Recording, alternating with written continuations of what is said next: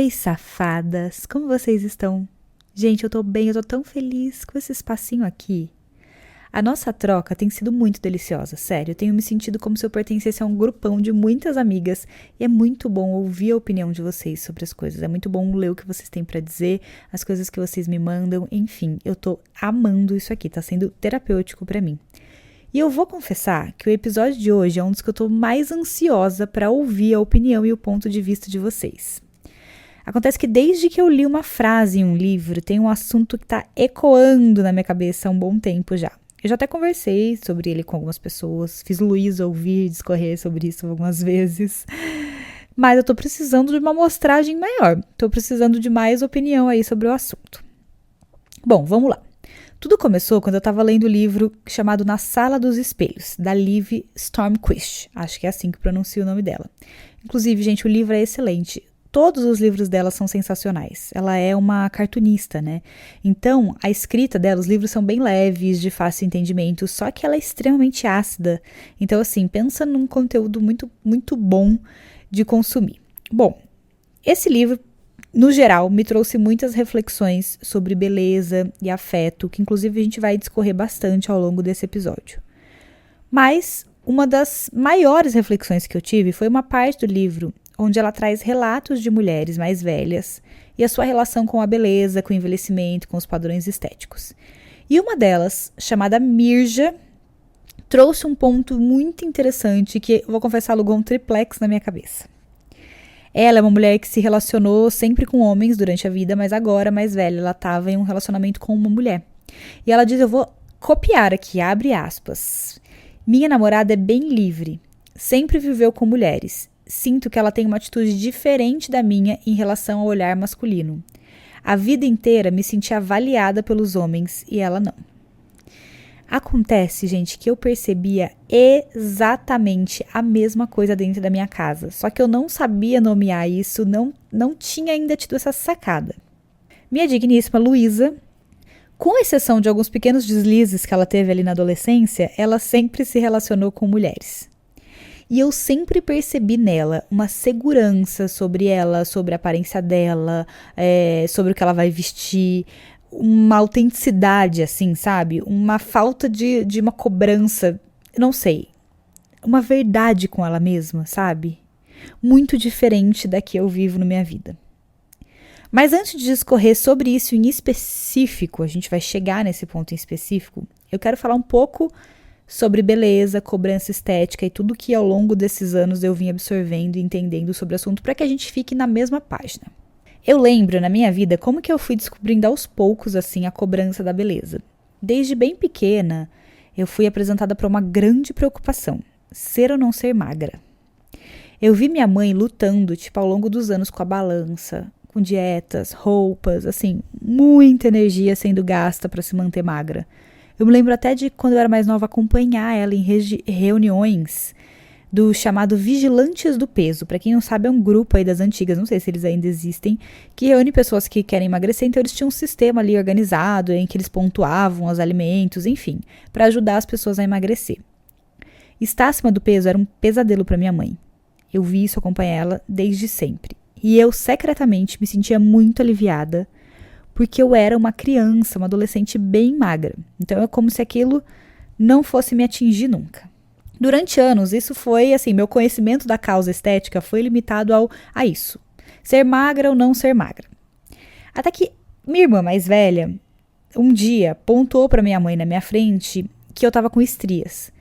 Eu cresci bem rápido, assim, na adolescência, né? Então eu era uma adolescente já bem alta.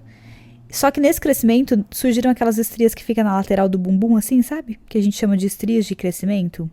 A partir desse dia, eu devia ser, sei lá, cerca de 12 anos. Foi esse dia que eu parei de usar biquíni em paz. Eu sempre usava uma canga, uma toalha ao redor do meu bumbum, ou eu fazia manobras para entrar na água sem mostrar minhas estrias. Elas viraram um grande drama na minha vida. Elas viraram uma coisa gigante. Quando eu me olhava no espelho, eu só conseguia enxergar minhas estrias. Eu seguia sendo uma adolescente ainda bem magra nessa época, então essa preocupação estava em stand-by, mas as estrias consumiam muito, muito do meu tempo. Eu pesquisava, né, o que podia ser feito de tratamento para estrias, enfim, virou uma grande preocupação. Depois disso, veio uma série de outras coisas, né, gente? Começaram as depilações, luzes no cabelo e até mesmo silicone no seio. Antes mesmo de eu ser maior de idade, tá? Antes dos 18 anos eu já tinha colocado silicone. Aos 18, meu corpo mudou bastante. E aí o maior pesadelo que era da minha mãe começou a ser o meu, engordar. Então eu já não tinha mais aquele corpo bem de adolescente, assim. Eu era bem tabuinha, sabe? Mas acho que era aquele corpo bem de adolescente mesmo. E aí, com os 18 anos, eu fui mudando ali, eu fui tendo um pouco mais de curvas. Eu ainda era bem magra, tá, gente? Assim, bem mesmo. Mas mesmo assim, isso era uma preocupação bizarra pra mim. Eu trabalhava como modelo na época, então vocês imaginam, né? As coisas amplificaram, assim, por 1000. Eu virei uma obcecada por caloria. Eu passei a vomitar refeições. Eu chegava a desmaiar nos ensaios porque não comia direito. Enfim, começou a virar uma grande preocupação da minha vida ser magra, ou estar magra, ou não ganhar peso. Cada pessoa que me via e falava, nossa, como você mudou, como seu corpo mudou, era uma facada pra mim. Pra piorar, né, perto dessa época, eu voltei pro Brasil, né, acho que eu contei isso pra vocês, eu trabalhei como modelo, voltei pro Brasil e fui fazer medicina. Só que eu conheci uma profissional que eu acho que ela, tadinha, nem sei se é tão, não quero culpabilizar, mas assim, ela abriu um leque de medos na minha cabeça em relação à aparência, que eu acho que ela não tem noção, sabe? Ela era da área, ela é, né, da área da estética, e eu comecei a frequentar para fazer massagem, para fazer drenagem. Também ainda, né, naquele, ai meu Deus, controle ali do corpo, não engordar, não reter líquido, nada disso. Só que sempre que eu fazia a massagem, ela tinha esse hábito ali de comentar alguma coisa no meu corpo que poderia ser mudado, assim. Não era exatamente, eu não sei, na verdade, né? Mas não me parecia num lugar de maldade. Mas sabe aquela coisa de, sabe, seu estômago alto, a gente consegue resolver se a gente fizer tal coisa. Porque essa celulite, se a gente, sei lá, fazer massagem com bambu. Acho que era mais para vender procedimentos do que para qualquer coisa, mas ela ampliou muito o meu leque de conhecimento da causa, vou dizer assim, sobre coisas que poderiam estar erradas ali no meu corpo. Até aquele momento eu tinha menos, ainda era aquela angústia do ser magra ou não ser magra e as estrias ali, mas ela ampliou demais esse leque, foi sendo cada vez mais ampliado. Chegou num ponto que eu fazia, né, que eu fazia massagem frequente com ela, que eu usava, sabe aquelas cintas pós-cirúrgicas que parecem um corset? Que elas têm, tipo, até um negocinho prateado de encaixar aqui na frente, assim. Eu usava essas cintas o tempo todo. Eu acordava, né, eu colocava essa cinta e eu ficava o dia inteiro com essa cinta, porque isso, teoricamente, ia deixar minha cintura mais fina, né, ia melhorar a aparência ali de um abdômen que, gente, é que assim, eu queria... A pena que aqui não dá pra pôr foto, porque quando eu olho eu penso, mana, como assim? Meu Deus... Enfim, eu era tão magrela, tipo assim, ainda assim, eu era convencida de que tinha, né? Enfim, vamos lá. Não que não seja hoje, né, gente? Não entendam mal. Você entendeu o que eu quis dizer, né?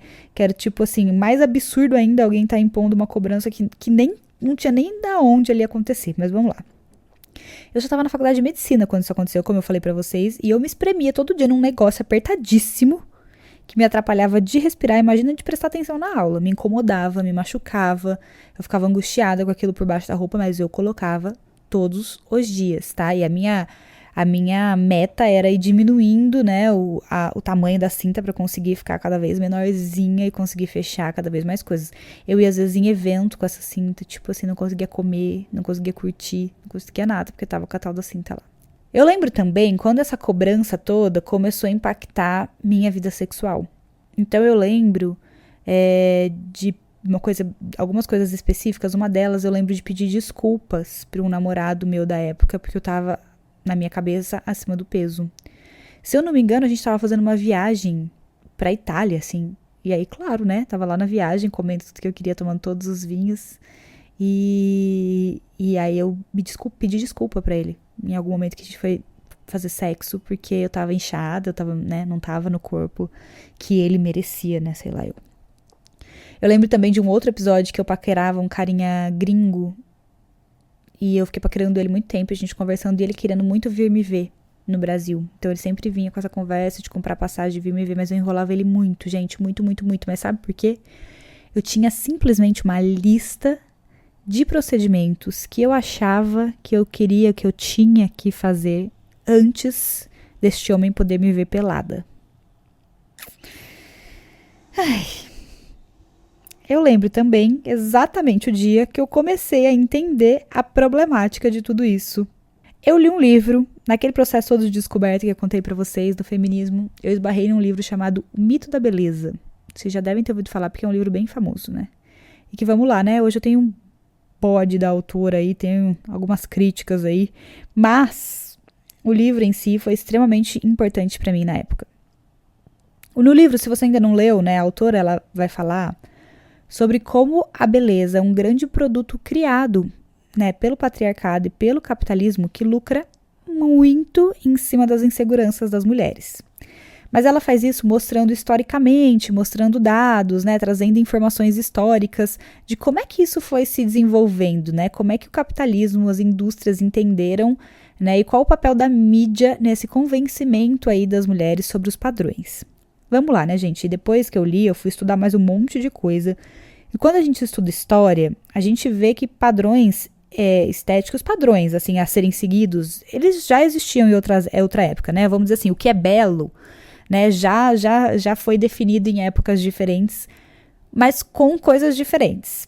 E com a tendência de variar de acordo com o tempo, né, a época que a gente está, o espaço. Mas sempre o que era belo ou o que era padrão foi atrelado ao que significava poder na época.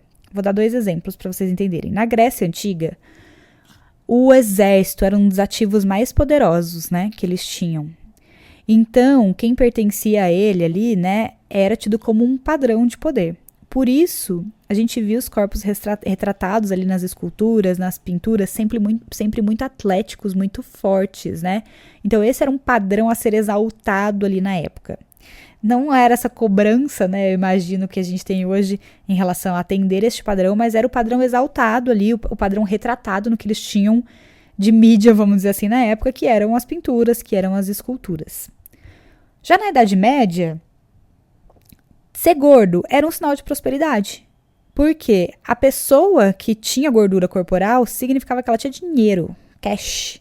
Só podia se alimentar bem quem tinha recurso, quem tinha poder. Então, ter a barriguinha avantajada ali, né, tá acima do peso, era um sinal de prosperidade e de poder. Então, se a gente for olhar, inclusive, as imagens, as pinturas retratadas da época, né, a gente tem isso bem documentado ali.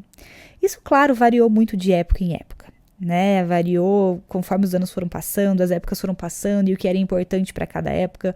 A gente teve uma variação do que significava o poder, do que era representado ali como belo, né, e como padrão. Só que houve um momento em que o capitalismo aprendeu que poderia lucrar muito com isso. E aí, com o uso, né, o apoio, o uso das mídias, foi se construindo cada vez mais insatisfações para vender soluções. E isso ela mostra muito bem ali no livro, né, como essas insatisfações foram sendo vendidas e construídas e as soluções oferecidas para essas insatisfações. Acho que assim, se eu fosse resumir a ideia toda do livro, lógico que o livro é muito detalhado, é bem legal, vale a pena. A gente usa um senso crítico, faltam recortes ali no livro, mas vale a pena, porque ele faz a gente refletir muito. Mas o que basicamente todo o livro traz, padrão de beleza, não é algo que veio de Deus do céu, né? Não é assim, Deus determinou o que é bonito e o que não é, e aí vai lá alguns sortudos e se adaptam, enquanto outros não se adaptam. Não. Padrão estético de beleza é criado e ditado diariamente pelas mídias, gerando uma enorme ansiedade de adaptação. Ou seja, não sei se a gente perdeu ou se a gente sequer tem uma referência pessoal do que é belo. Porque a gente entende como belo isso que é vendido, reforçado e exposto para nós como padrão. Nem preciso dizer para vocês que as redes sociais só pioraram as coisas, né? Porque imagina, se antes, sei lá, vamos supor, o padrão de beleza na época da Marilyn Monroe. Você tinha que ir lá no cinema ver um filme da Marilyn. Hoje você tá na palma da sua mão o tempo todo, o dia inteiro, a um clique de distância dos padrões, das fotos, das edições, das pessoas mostrando ali corpos que como você deveria ser. A Marilyn, ela soava inalcançável também, né? Na época dela, ela era aquela coisa, aquela figura ali, né? Inalcançável praticamente. Já hoje, o discurso se popularizou tanto, né? Através das redes sociais e tal, que rola quase que uma meritocracia da beleza. Ou seja, assim, basta você querer que dá pra você ser padrão. É só você se esforçar que você consegue se adequar ao padrão. Falta acrescentar que a gente precisa também tempo e dinheiro pra isso, né? Não só querer, mas, além de muitas coisas envolvidas, genéticas e etc., também precisa ter tempo e dinheiro para se adequar a um padrão. E aqui é o ponto que o mito, né? Esse é um ponto também que o mito da beleza traz, que é justamente a quantidade de tempo, energia e dinheiro que as mulheres desprendem para atender esses padrões, né? Como é que a gente vai ter, ela traz essa reflexão, energia para dominar o mundo, para fazer uma revolução, se a gente está tão exausta lutando para se encaixar num padrão? Como é que eu presto atenção numa aula importante de medicina se eu estou sufocada com um corpete para diminuir minha cintura? Como é que eu sou ágil se eu estou de salto alto? Como é que eu vou tomar grandes decisões se eu estou com fome? Eu lembro que quando eu li isso me marcou muito. Ninguém pensa bem quando está com fome. Mas a dieta, a cultura da dieta e do emagrecimento, e aqui eu não estou falando sobre comer saudável, vocês sabem muito bem distinguir as coisas, né? Estou falando sobre a privação de alimento, a cultura da dieta mesmo, esse sistema que basicamente mantém a gente com fome. E isso impede a gente de pensar, de tomar, de fazer revoluções, enfim, de usar nossa energia e tempo da maneira que a gente deveria, né? É um sistema que mantém a gente ocupada, quase que uma nova jornada, além da jornada de trabalho que a gente tem, a jornada em casa, mantém a gente ocupada e tira o nosso foco do que realmente importa. E, gente, deixa eu falar, eu não falo isso como alguém que tá vendo isso de fora, né? Nossa, ela já entendeu tudo, agora ela é, desconstruída, livrona de todos os padrões. E, obviamente que não, né? É só me acompanhar pra saber que não, né? Eu fiz e faço parte desse mesmo ciclo. Claro que ter consciência, construir essa consciência, né, que começou quando eu li o livro e aí eu fui estudando e fui desenvolvendo essa consciência ao longo dos anos, me ajudou muito com vários pontos. Então, me tirou muitas inseguranças, contribuiu para que eu aprendesse a gostar de mim, a me amar, a entender o meu valor, né, para além da imagem, da estética, para não deixar de viver experiências por questões estéticas. Então, por exemplo, eu já fui aquela pessoa que não saía de casa se a unha não tivesse feita, não saía sem maquiagem, eu cancelaria um date por depilação, ou eu não iria pra praia, eu não curtiria a praia porque eu estava insatisfeita com o meu corpo. Hoje não, hoje isso não me pega. Então, assim, claro, desconstruir isso tudo me ajudou demais, né? Eu acho que eu me sinto muitos passos mais livre, vamos dizer assim, menos cobrada com tudo isso, mas ainda assim, eu vivo imersa no mesmo contexto social que todo mundo. Então, eu ainda estou imersa na cobrança da performance da feminilidade, dos padrões. Eu ainda carrego inseguranças. Eu nem sei dizer, honestamente na minha vida, isso é uma outra reflexão que sempre me pega, é honestamente quanto que eu gosto dos looks que eu escolho, do cabelo que eu faço, dos procedimentos que eu decido fazer. Qual porcentagem disso se cabe, né, no meu discurso de, eu faço por mim, né, é isso que eu gosto, e o quanto disso é influenciado por tudo que eu aprendi e todo esse guarda-chuva de cobranças ao qual eu fui colocada embaixo durante a minha vida toda, né, o quão genuíno e pessoal são as minhas escolhas, não sei, talvez nunca vá saber. Então, realmente, não tô falando como quem já entendeu tudo, mas acho que entendi algumas coisas que me ajudam, talvez, a ajudar outras pessoas a refletirem sobre o assunto. Também não tem intenção de julgar as mulheres que atendem os padrões. Porque esse é outro erro, né, na minha opinião, assim. Eu estou olhando, na verdade, para oprimida e não para quem e o que oprime essa mulher, né? A gente vive num mundo que prioriza a aparência das mulheres acima de qualquer coisa. E te oferece até facilidade, gente. Privilégios. Se você se encaixar nesse padrão, você é mais bem tratada, você consegue o emprego, você tá no relacionamento. Então, assim, existe, né, o que o pessoal até chama na gringa de pretty privilege, que é o privilégio da beleza, assim, que você realmente, se você se enquadra no padrão, a vida é mais fácil, vamos dizer assim, né? Não dá pra julgar mulheres porque elas escolheram se adaptar a esse sistema. A gente, claro, pode coletivamente se conscientizar, se fortalecer, levantar essas discussões, né, entender o quanto isso é prejudicial pra gente, como que a gente consegue sair desse ciclo, mas eu consigo entender todos os motivos que ainda empurram as mulheres, nos empurram em direção a atender os padrões. Assim, com imensos recortes também, né?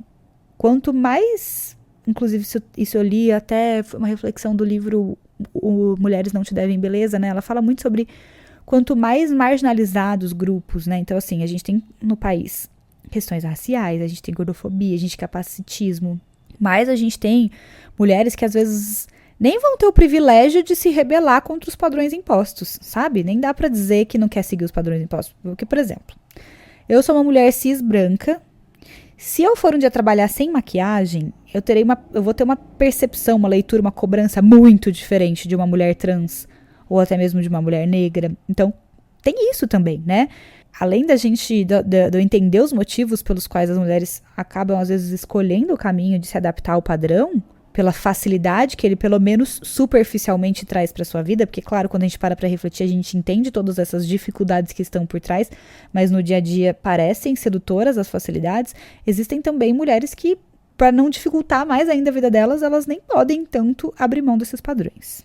Bom, isso tudo que eu disse aí, que eu li, que eu vim estudando, já é uma consciência que eu venho criando e desenvolvendo, como eu falei, ao longo dos meus anos aí, estudando, pensando, refletindo, falando com mulheres, enfim. O que me pegou e me soou mais recente, não tão recente assim, mas veio depois dessa primeira percepção, foi a conexão disso tudo com o afeto. Então eu fui entender o quê? Quando eu estava estudando, principalmente, eu comecei a estudar a relação de libido com autoestima, uma época da minha vida. Preciso, claro, né, dizer que a maior parte desses estudos, do que a gente encontra de referência, está tratando de mulheres cis heterossexuais, tá?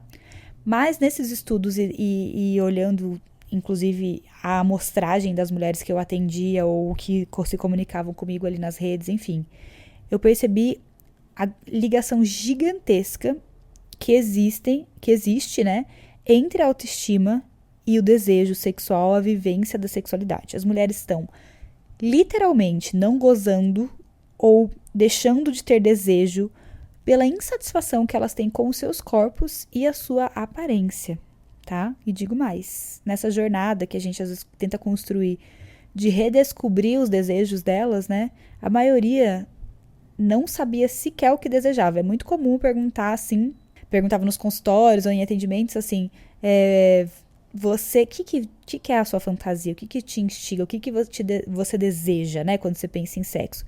E a maioria das mulheres não sabiam responder ou respondiam que o tesão delas estava muito atrelado a quê? Ser desejada. Então elas tinham uma satisfação e um tesão quando elas viam que o outro as estavam desejando. Só que é aí que mora o paradoxo, né, e a fragilidade disso, porque se em algum momento eu acho que eu não sou mais desejável para o outro, o meu desejo também acaba. Então, se eu engordo, se eu engravidei, se eu envelheço, se meu corpo mudou, se, enfim, qualquer coisa na minha vida fez a minha aparência mudar e me tornou, na minha cabeça, nos conceitos de padrão, menos desejável, meu desejo também vai embora, sabe? Inclusive, assim, isso vai ter que render outro episódio, né, gente? Em um momento eu posso fazer um episódio só sobre desejo, aliás, atrelado a cada fator, porque vários fatores interferem, mas a autoestima é um fator que pega muito. E o que eu fui entendendo, então, né? Nós, mulheres, a gente realmente somos criadas para sermos desejáveis. Então, toda a nossa educação em relação a afeto, a sexo, é nos guiando para nos tornarmos figuras que seriam escolhidas por um homem em algum momento. Todo o discurso nos prepara para sermos figuras atraentes fisicamente, ou com uma personalidade agradável e moldada para que homens nos escolham.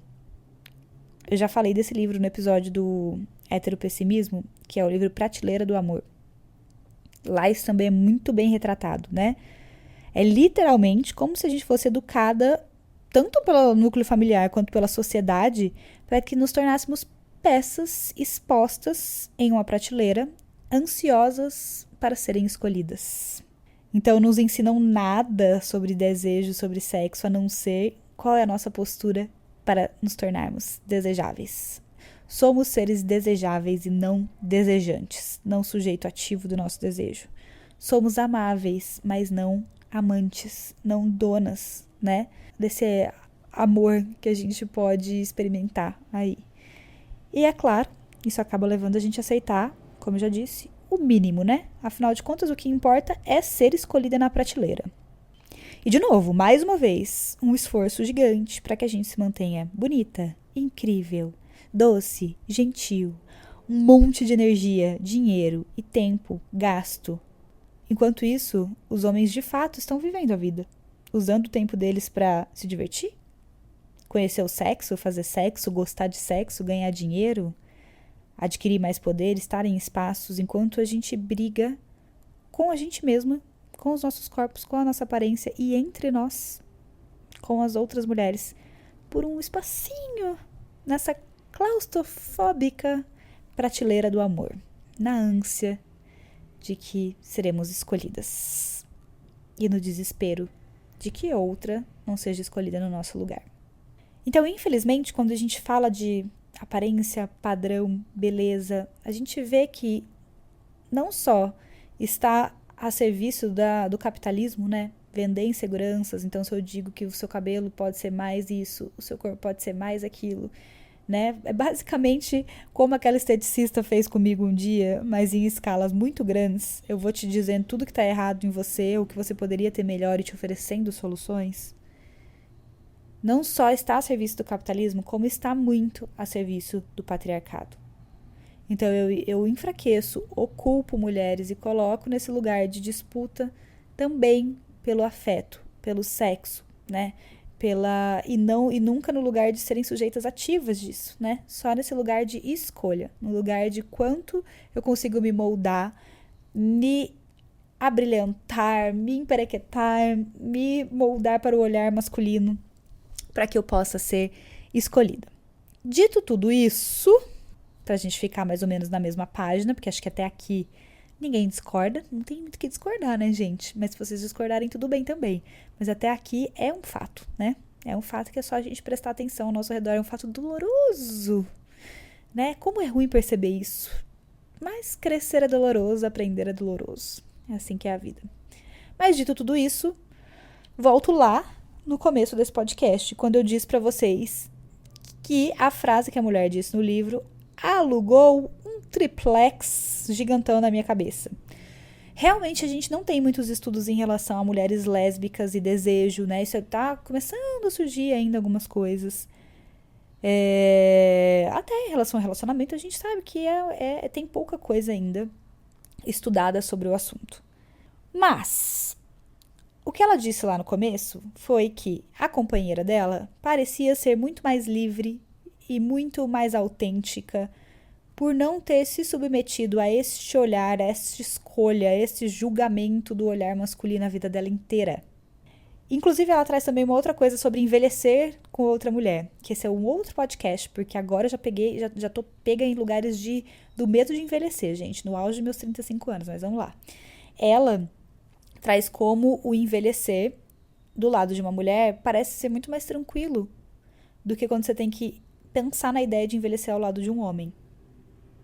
Ou seja, aparentemente, esse relacionamento é moldado pela sua personalidade, né? Pelo que vocês têm para oferecer uma para outra a longo prazo e não só por quão bonita e objetificada você consegue ser em uma fase da sua vida. E isso também é uma realidade. Mas ela trouxe esse ponto e aí eu fiquei com esse questionamento. Será mesmo, então, que para as mulheres que sempre se relacionaram com mulheres, então eu tô falando de quem sempre, né, começou sua vida ali sem precisar agradar homem, sem se sentir nessa obrigação de estar na prateleira do amor para ser escolhida por um homem, o fato de não estarem sob essa análise, sobre essa seleção do olhar masculino, realmente consegue deixar essas mulheres mais livres, mais leves, mais genuínas? É claro que, gente, sendo mulher, né, falar em liberdade é sempre complexo. Mas parece que essa não necessidade de ser escolhida por um cara permite que as mulheres lésbicas tenham, em alguns lugares pelo menos, uma relação melhor com sua autoestima. Como eu falei, isso foi uma percepção grande minha dentro de casa. Assim, poucas vezes na minha vida eu conheci alguém tão seguro, tá? Tão bem resolvido e tão genuíno quanto minha mulher. E eu sempre falo isso pra ela porque eu admiro muito isso nela. Mas eu sempre percebi que ela tinha uma coisa meio tipo assim. Isso não é tão grandioso, sabe? O pensamento dela é meio que tipo, legal, se eu um dia quiser colocar um look X, beleza, mas tipo, se eu não quiser, isso não é uma grande questão, isso não é tão grandioso. Sabe aquela coisa assim sei lá, às vezes ela tá afim de fazer uma parada, e claro, ela é artista, ela é uma pessoa da mídia, então, né, recai até uma certa cobrancinha em cima dela por isso aí, mas tipo assim, se ela tá afim de fazer uma parada, ela faz em relação a, se ela quer fazer a unha, ela faz, se ela não faz. E assim, só que isso, a maior percepção é que isso não ocupa um espaço da vida dela muito grande, entende? Ela usa esse espaço para outras coisas, para ser criativa, para escrever música, para pensar em projetos. Ela não gasta muita energia e tempo pensando nisso. E aí, quando eu conversei com ela, ela falou, cara, faz sentido. Faz bastante sentido que esse olhar masculino tem uma influência muito diferente para você do que tem para mim, né? Que nunca precisei me colocar, vamos dizer, nessa prateleira aí, neste lugar. E aí eu fui fazer um flashback mental e fui prestar atenção e avaliar minhas amigas, né, as sapatonas da minha vida, do meu passado, do meu presente, mulheres com quem eu já me relacionei ou até amizades, e eu percebi que existia esse ponto em comum com quase todas elas. Realmente, elas tinham uma relação diferente com o próprio corpo, com as roupas, do que tem minhas amigas hétero, ou até eu, minhas amigas bissexuais. Eu não tô dizendo que mulheres lésbicas não têm problema de autoestima, tá, gente? Primeiro, somos mulheres, estamos no mesmo barco. Só de ser mulher, a gente já tem a opressão midiática, a gente já tem todos aqueles outros fatores que eu falei ali em cima pra vocês.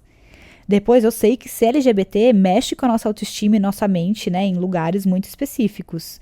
Mas eu tô dizendo que nesse quesito de afeto e de associação da minha imagem com o quanto eu posso ser escolhida, amada, o quanto eu posso desejar, né, ser desejada, me parece ter uma leveza diferente.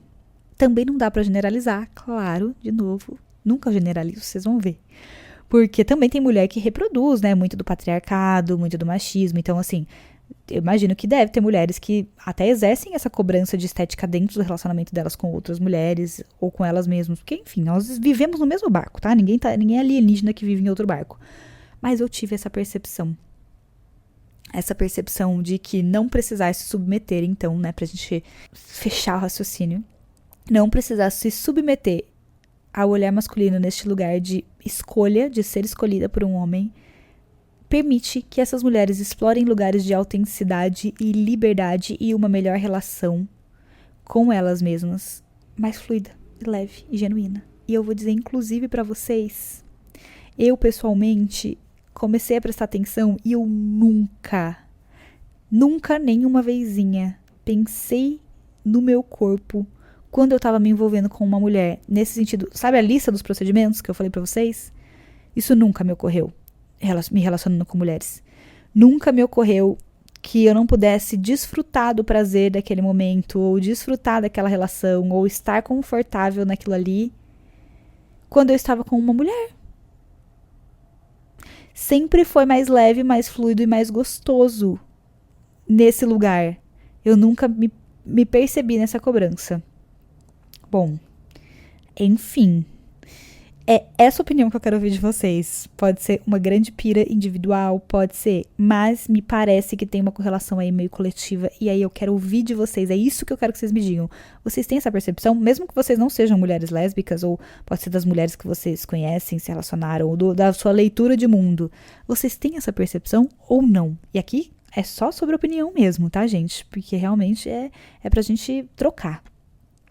E antes de encerrar esse episódio, né, pra gente não encerrar só com angústias e questionamentos, eu vou deixar aqui algumas diquinhas que me ajudaram pra quem tá nesse processo de lidar com essas dificuldades dos padrões, de tentar, né, melhorar um pouco isso na sua vida, de deixar isso mais leve, de não influenciar tanto.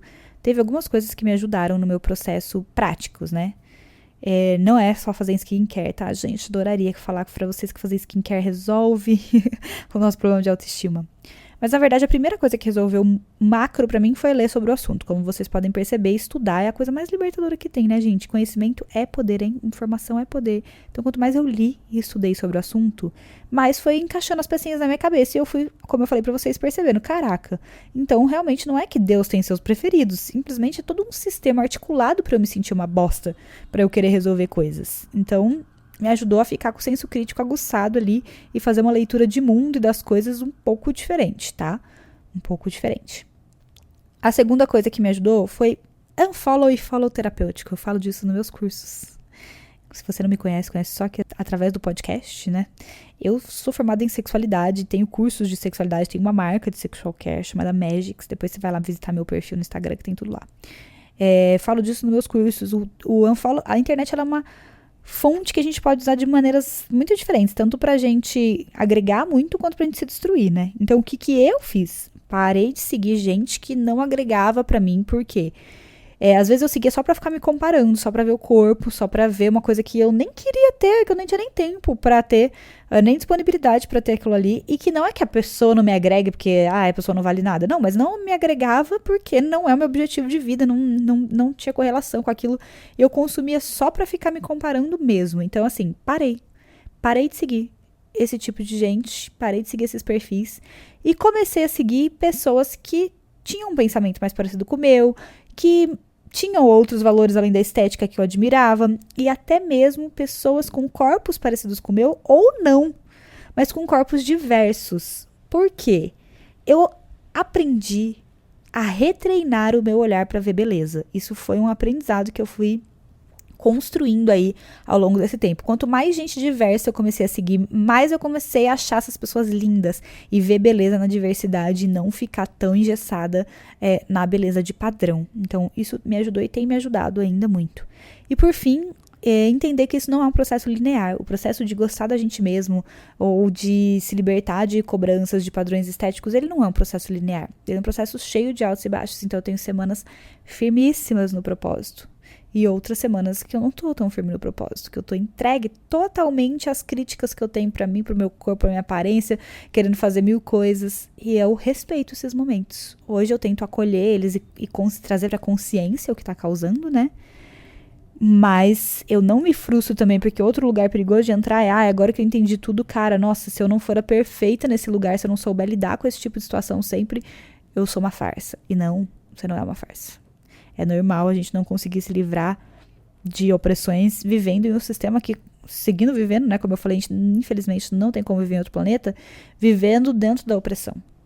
Então, entender que não é linear e que tá tudo bem ter altos e baixos nisso, me ajudou também nesse processo. Espero que essas 3 diquinhas ajudem vocês. Me contem depois o que vocês acharam, mas principalmente vai lá responder a minha dúvida. Beijo e até o próximo.